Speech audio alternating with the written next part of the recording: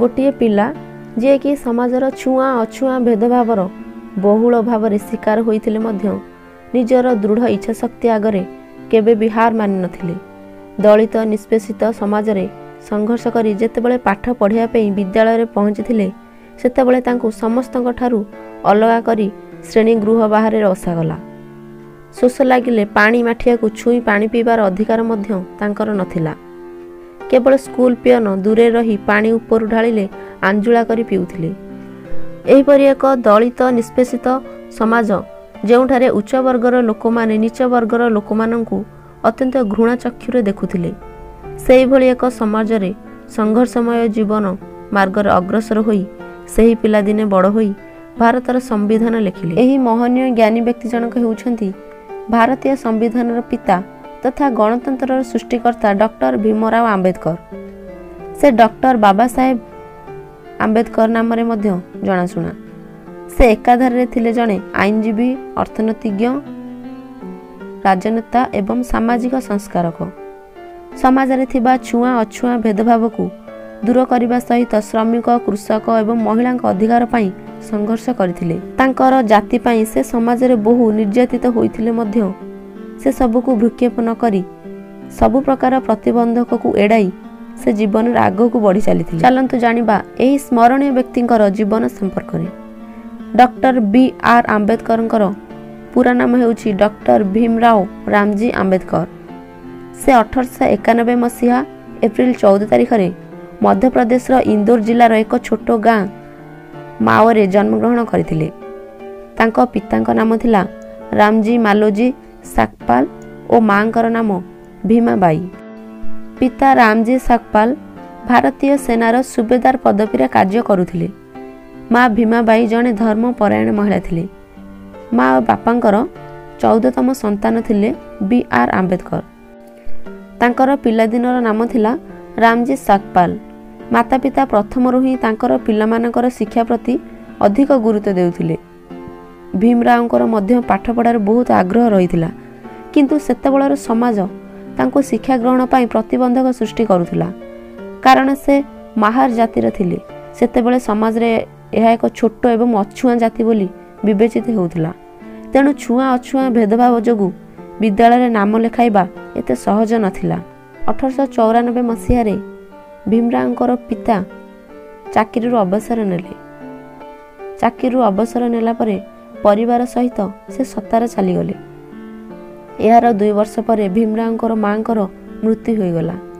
तेणु भीमराव तांको अन्य भाई भौणींकर देखाशुना तांको खुड़ी करुथिले। 14 जन भाई भौणी मानक मध्यरु भीमरावंको समेत तांकर 2 भाई बलराम और आनंदराव एवं 2 भौणी मंजुला एवं तुलसा एही कठिन परिस्थिति मध्य बंची रही पारिथिले। परंकर पिता गोटे ब्रिटिश अधिकारी को अनुरोध करिबारु से अधिकारी जनक गोटे स्कूल रे आंबेडकर नाम लेखाई देथिले। से स्कूल गले, किंतु स्कूल रे तांकु अलगा करी रखा गला। से श्रेणी रे समस्तଙ୍କ ठारू दूरे रे अलगा बसुथिले। शिक्षक माने मध्य तांकु कोनोसी प्रकार गुरुत्व देउ नथिले। अस्पृश्यता कारणରୁ से बहु निर्यातनार शिकार हेउथिले। एपरिकी शोष हेले तांकु पानी पीबार अधिकार मध्य नथिला। स्कूल रे थिबा पियन दूर रे रही पानी ढालिकी देले से आंजुला करी पानी पिउथिले। जेउ दिन पियन आसे नाही से दिन से सेमिति शोष रे ही रुहंती। थरे भीमराव अत्यंत शोष हेबारु से पाखरे थिबा गोटिए कूअरु पानी काढ़ी पिउथवा बेले जणे ब्राह्मण देखिदेले।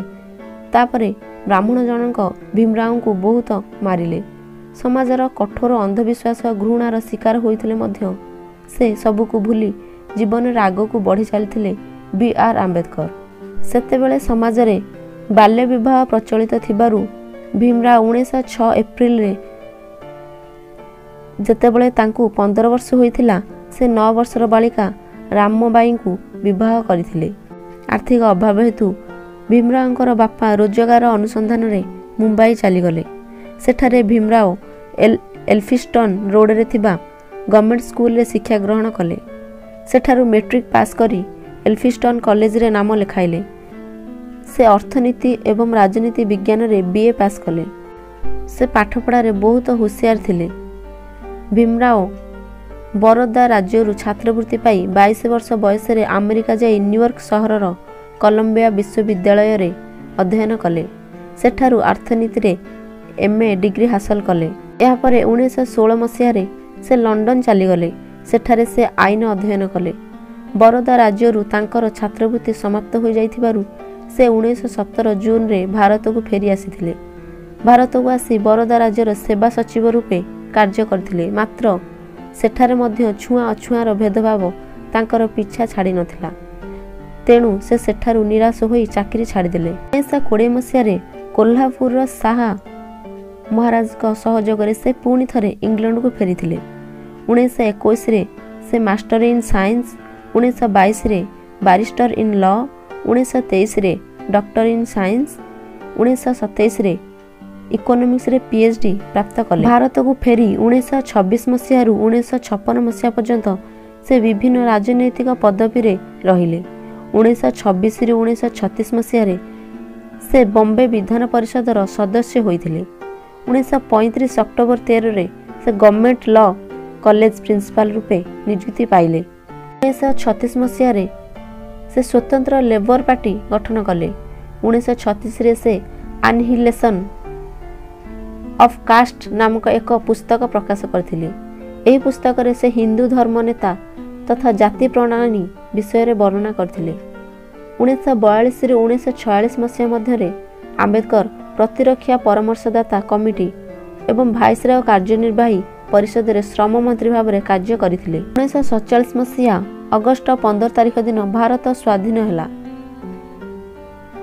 ଭୀମରାଓ ଆମ୍ବେଦକର ସ୍ୱାଧୀନ ଭାରତର ପ୍ରଥମ ଆଇନ ମନ୍ତ୍ରୀ ଭାବରେ କାର୍ଯ୍ୟ କଲେ। 29 ଅକ୍ଟୋବର 1947ରେ ସେ ସ୍ୱାଧୀନ ଭାରତର ନୂତନ ସମ୍ବିଧାନ ଗଠନ ପାଇଁ ସମ୍ବିଧାନର ଡ୍ରାଫ୍ଟ କମିଟିର ଚେୟାରମ୍ୟାନ୍ ଭାବରେ ନିଯୁକ୍ତ ହୋଇଥିଲେ। 2 ବର୍ଷ 11 ମାସ 17 ଦିନର କଠିନ ପରିଶ୍ରମରେ ସେ ସମାନତା, ଭାତୃଭାବ ଏବଂ ମାନବିକତା ଉପରେ ଆଧାରିତ ଭାରତୀୟ ସମ୍ବିଧାନ ପ୍ରସ୍ତୁତ କଲେ, ଯାହାକି 1950 ମସିହା ଜାନୁଆରୀ 26 ତାରିଖରେ ଭାରତରେ ପ୍ରଣୟନ କରାଗଲା। ଭୀମରାଓ ଆମ୍ବେଦକର ଏକ ରୋଗରେ ପୀଡ଼ିତ ହୋଇ 1956 ମସିହା ଡିସେମ୍ବର 6 ତାରିଖରେ ଶେଷ ନିଶ୍ୱାସ ତ୍ୟାଗ କରିଥିଲେ। ତାଙ୍କର ମୃତଦେହକୁ ଦିଲ୍ଲୀରୁ ସ୍ୱତନ୍ତ୍ର ବିମାନ ଯୋଗେ ମୁମ୍ବାଇରେ ଥିବା ତାଙ୍କ ଘରକୁ ଅଣାଯାଇଥିଲା।